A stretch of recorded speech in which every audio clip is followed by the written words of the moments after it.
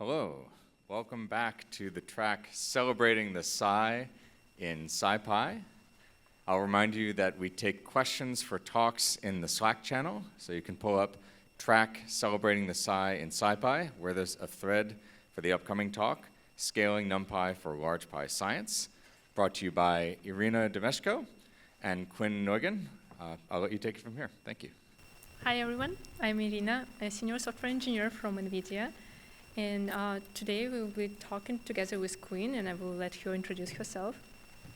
Hi, my name is Nguyen, and I am a Senior Alliance Manager for AI and HPC at NVIDIA.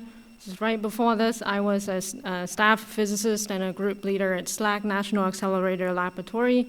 Today we'll tell you about the collaboration between SLAC and NVIDIA. And thanks you all for being here instead of choosing the coffee outside. So we hope to keep you entertained. Yes, and today we'll be talking about cuPyNumeric approach for scaling NumPy codes. First of all, let's start from NumPy. I will be surprised if there is one person in this room who doesn't know about NumPy. NumPy is the most commonly used Python library for numerical computations with a massive number of developers, like about 5 million and 300 million downloads per month, and like more than 32,000 applications on GitHub. It's one of the fundamental libraries, and it's very important for scientific computing and machine learning and many other fields. But with the new technologies, we get an access to larger data, and we get in more and more issues when just NumPy is not enough to process all this data. Like for example, you can get memory limited, so your program does not fit to a single node, or time limited when your computations are just taking too much time. This is pretty common now for scientific simulations, machine learning, financial codes, and genomics and bioinformatics, and many other fields. So we need to scale up NumPy. And there are different options for scaling up, and developers now have to decide and make this crucial decision how they will approach this.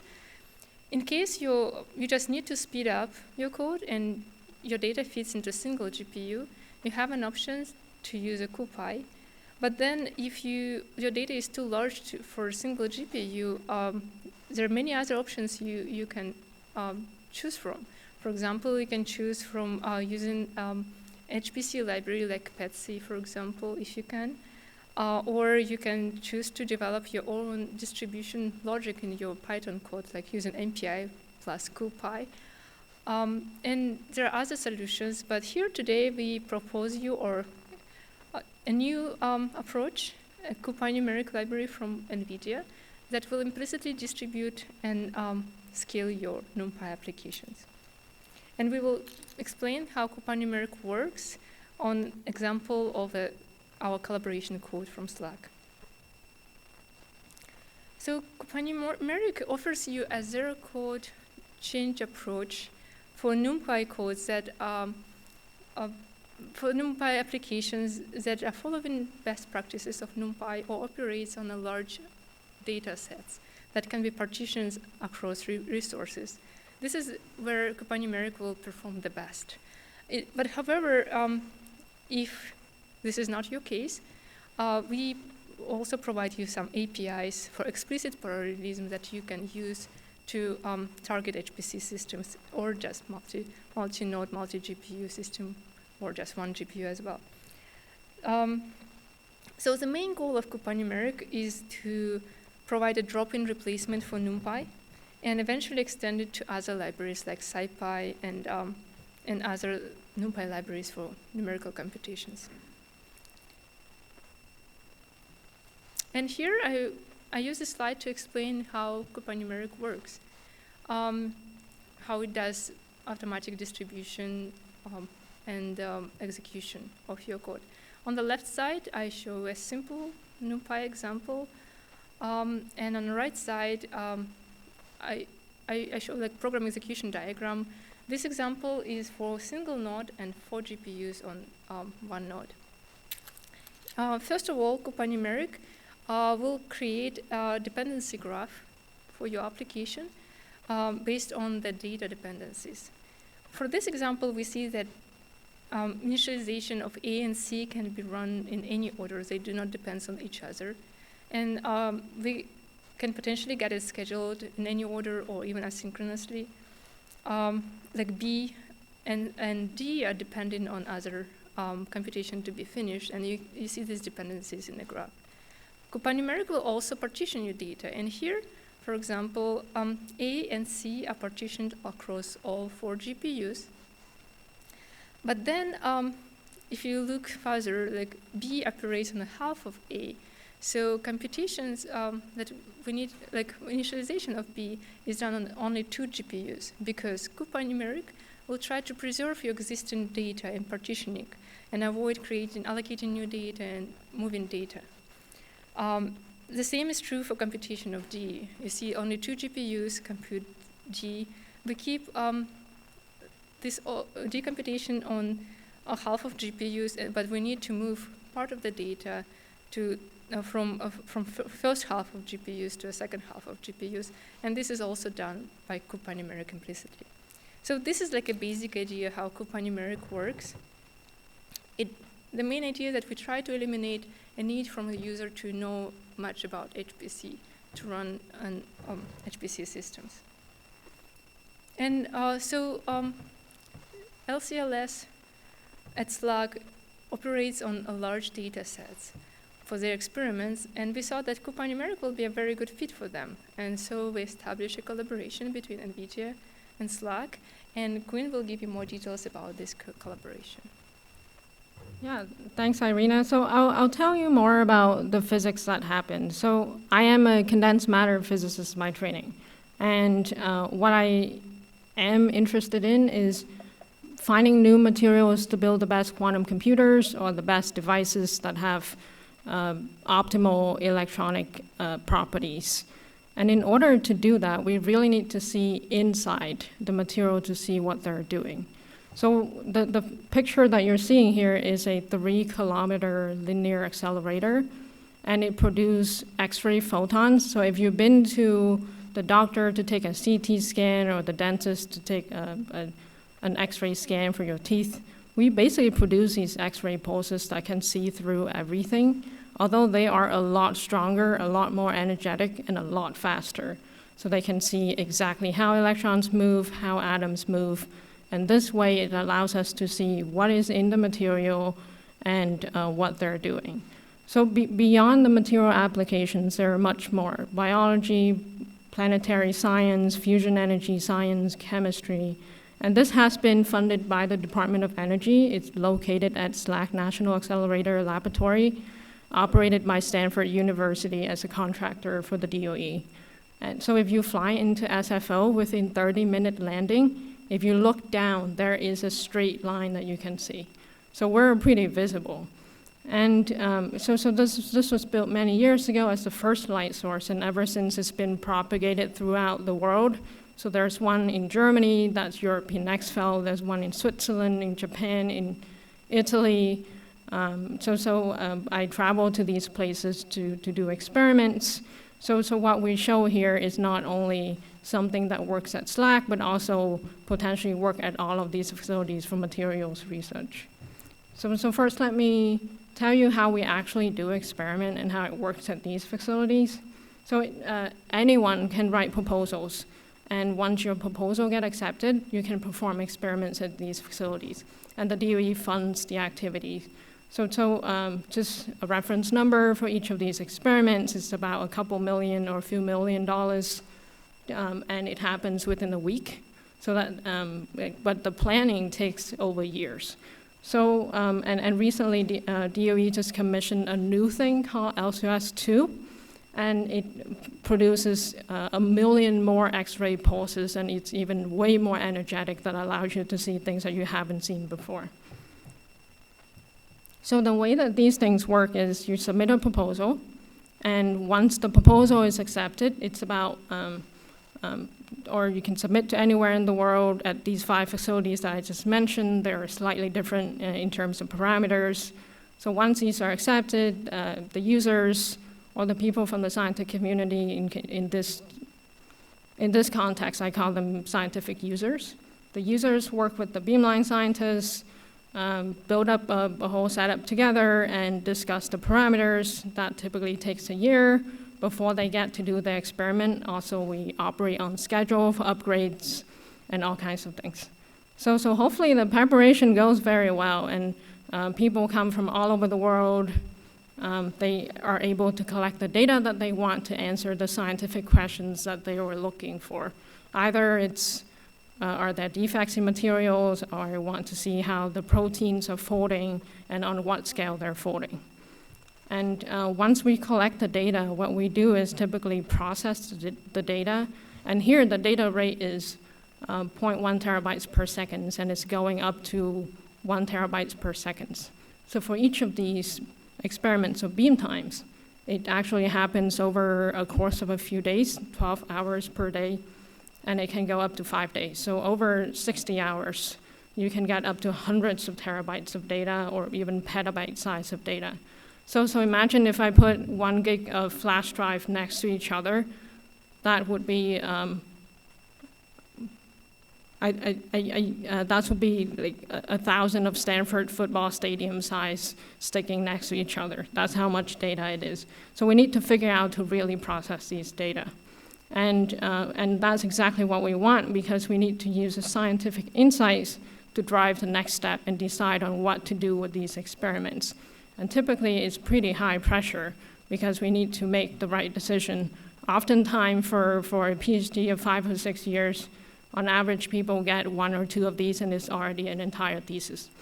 But because the data is so large, that using NumPy, or I used to write all of these workflow, and I developed it over the course of many beam times. So I've had about 100 beam times now. And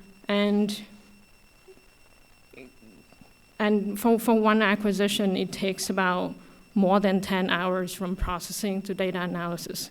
So you can imagine that's already a third of the beam time. So realistically, we only see 10% of the data, and then the rest of the time we operate based on limited information or based absolutely on intuition. And we don't get to see the rest until we go home, and then it takes computational time alone. That's already 7 months of analysis on a single GPU with NumPy and SciPy. So then after doing all the processing and analysis, then you have to compare with theory, write up papers, and that typically takes a couple of years to write one of these papers. So this is why we need to scale up and parallelize what we're doing, and cuPyNumeric does a great job that allows us to do that. So by scaling up the workflow, we have shortened these timelines. So instead of 7 months of analysis, both computational and visualization, now we can do it within just a little bit more than 24 hours, so it's within a day. So what it allows us to do is to get live feedback to steer our experiment, which is phenomenal. But before I go into more details on those, let me tell you what kind of data we see. So on the left is a typical example of a 2D detector or a 2D camera, and each of these peaks is called diffraction peaks. And by looking at how these diffraction peaks change as a function of time, I can tell how the atoms are moving and how the electrons are moving. And I know exactly what is in the material, whether it has something that I want or it doesn't have something that I want, or if it's forming a new phase that's good for electronic devices that I can use. So this is one of the best scenarios that we've demonstrated. But oftentimes we spend a lot of time predicting the signal. We show up to the beamline, and there is absolutely nothing. And it's pretty devastating as a grad student or a postdoc that you spend so much time preparing, and then you show up, fly to Switzerland to do this experiment, for example, and there is just nothing. And so what we end up doing is we draw tiny little boxes, and we partition the detector into little sections, and we have to search for the signal manually, and it's completely painful. And this is what takes about more than 10 hours alone. So this is what we were doing before, and with cuPyNumeric, we were able to do all of this in parallel with minimal human interactions or human intervention, and we just search for a signal across the entire detector all at once. So we converted the workflow that I wrote in NumPy and SciPy into cuPyNumeric, and then we're able to parallelize all of this. So what you can see is now we can do signal detection, and once the code finds the signal, it does fitting and extraction of parameters, and then we can look at the parameters and see if these are what we're looking for, and and where we should go next for the experiment. So what we have done is we've demonstrated this scaling, both on an NVIDIA internal computer, but also Department of Energy supercomputer on Perlmutter, for example. What this means is the entire scientific user communities have access to this platform, and they can perform similar experiments. And that's what we wanted. So in details here, I'm just giving an example where I'm only showing the computational part alone without plotting. So the computational takes about 17 minutes on a single CPU. By scaling all the way up to 128 GPUs with multi-nodes, we're able to do the entire computation within 1 second. And this is already beyond what we need to do live experimental steering. And so here, just to summarize what I just showed, the difference between before and after is what I described. So we need to collect data, visualize, find the signal, do all of the analysis.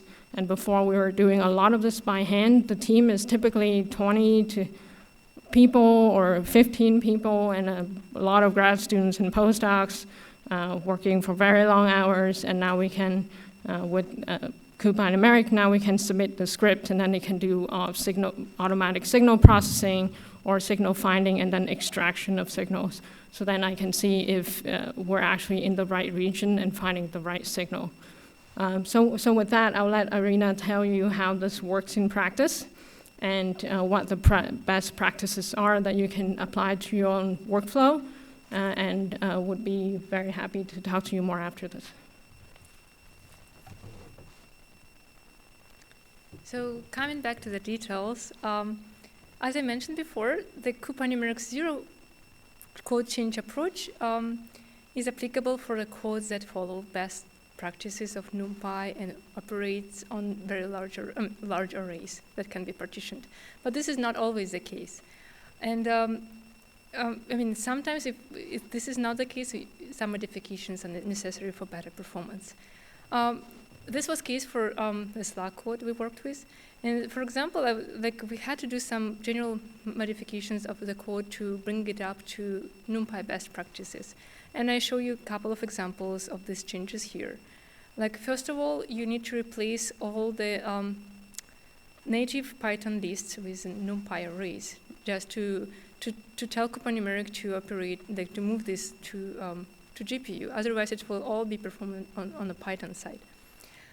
Another very common case, not only for SLAC code, for other user codes we've seen, that a lot of codes are still using for loops. And imagine you have this for loop, like in this example. Like what cuPyNumeric does with your computations, it basically creates a CuPy, or not CuPy, the GPU kernel for each operation. And if you have this for loop and it is pretty large, then you will have a large number of GPU kernels that operates in a small data. And overheads from launching these kernels and moving data around can be very significant. And to avoid this all, you could replace this loop with an example on the right side, like with just array-based operations, which will end up just launching a couple of kernels. And these kernels, since they operate on the entire data, they can be partitioned across different GPUs and computed asynchronously. And this speed up code quite a bit.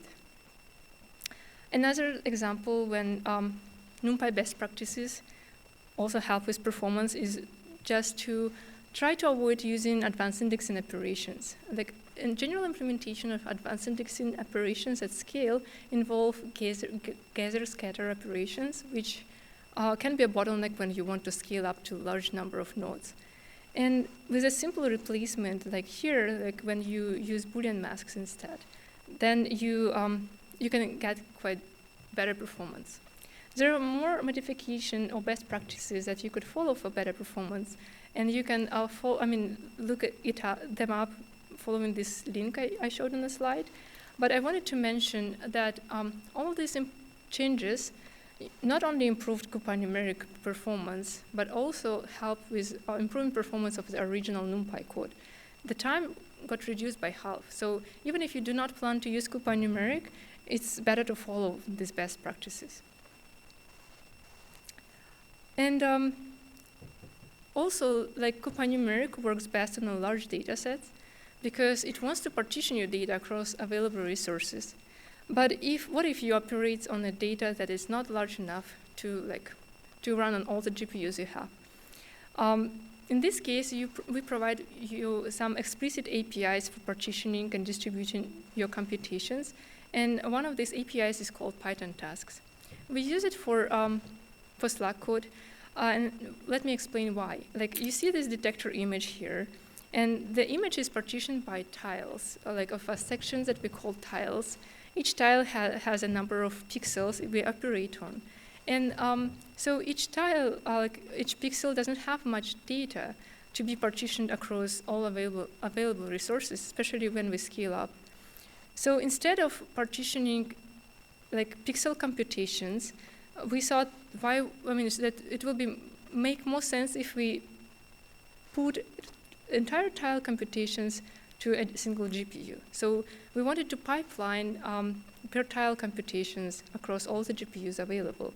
And for this, we have explicit API in cuPyNumeric called Python task, as I mentioned. And here's a simple example that we have for how would you do this per tile computations for using Python task in cuPyNumeric. You basically just you specify your tile shape and task shape to tell cuPyNumeric explicitly how you want to partition your data. And then this modified tile is a Python task that will be executed inside of each GPU.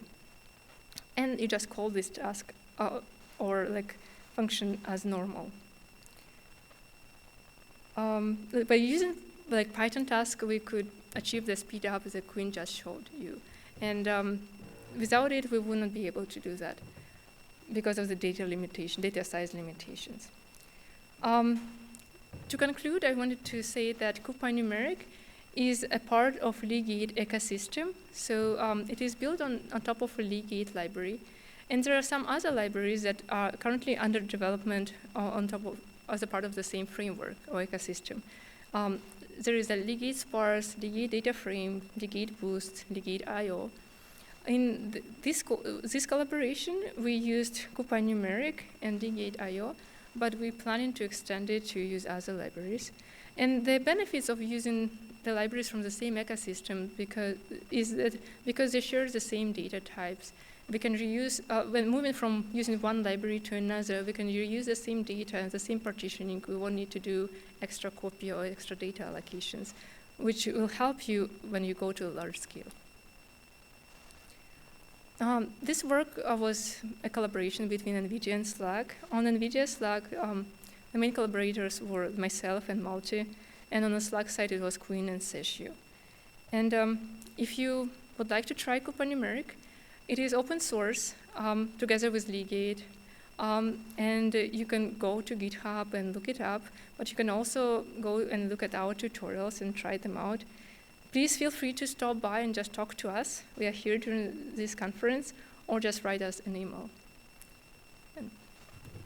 Yeah, and with that, thanks y'all for being here. And if anyone wants to extract insights very quickly from your massive data set, I've talked to a number of people here on astronomy data or wildlife science. We would be very happy to talk to you, or please reach out. We'll be here and also at the Glass Museum today. Thanks.